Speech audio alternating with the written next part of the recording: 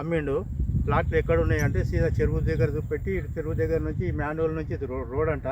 Road తర్వాత ఇవన్నీ ప్లాట్లు అంటే నేను ప్రస్తుతం ప్లాట్ దగ్గరనే ఉన్నా నేను. ఇప్పుడు ఏమన్నా అంటే ఏంటి అంటే అది అట్లనే ఉంటుంది, నేను అన్ని చెరువులని అమ్మినా అని చెప్పి అన్ని మాట్లాడుతున్నాడు. ఎప్పుడు నలుగురిని వేసుకొని వస్తున్నాడు. ఇప్పటిదాకా నాకు ప్లాట్ చూపెట్టలేదు. రోడ్డు లేదు, దీనికి రోడ్డుకి 20,000 కావాలని చెప్పి అని కుమార్ రవి అనే మధ్యవర్తి పెట్టి ఆయన పార్ట్నరు ఏందో ఆయనకి ఇమ్మంటే ఆయనకి ఇచ్చిన 20,000 రూపాయలు ఇచ్చిన. ఇంట్లో రోడే లేదు, రోడ్డుకి 20,000 తీసుకున్నారు. తీసుకున్నాక ఇచ్చిన తర్వాత ఏం చేసారు, నీ చెరువులోనే ఉన్నాయి, నీ పోయినాయి, ఇక నేను దానికి నేనేం చేస్తాను చేతుల్లో పెట్టేసేసి పైలను రౌడీలను ఎంటేసుకొని తిరుగు. అరే నువ్వు ఎక్కువ మాట్లాడితే కుటుంబాన్ని లేపేస్తా, నువ్వు ఎక్కడ పోయినా నన్ను ఎవడు ఏం పీకలేడు, నువ్వు ఎక్కడ పోతావో పో అని చెప్పి అని ధమ్కీలు ఇస్తున్నాడు. రౌడీలతో భయం పట్టిస్తున్నాడు.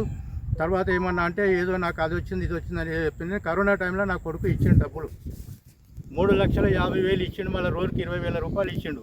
తర్వాత ఈయన ఏం చేసిండు, నోటిలా రాసి ఇచ్చాడు. నేనున్నా కదా నమ్మకంతోనే నోటీ చేసి ఇచ్చాడు. ఇదంతా సార్ నాకు న్యాయం.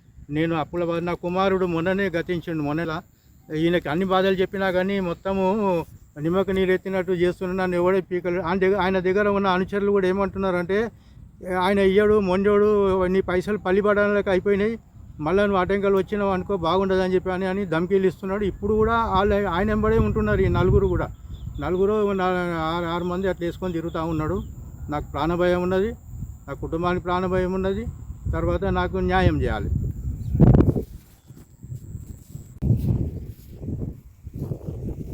ప్రజలను మోసం చేస్తున్నటువంటి బడా నాయకులు పై చర్యలు ఎందుకు తీసుకోరు? ఎందుకు అధికారులు చూసి చూడనట్టుగా వ్యవహరిస్తున్నారు?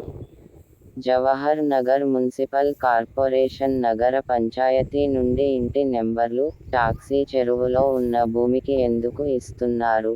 ఎందుకు ప్రోత్సహిస్తున్నారు? ప్రభుత్వ భూములు అక్రమ వెంచర్లు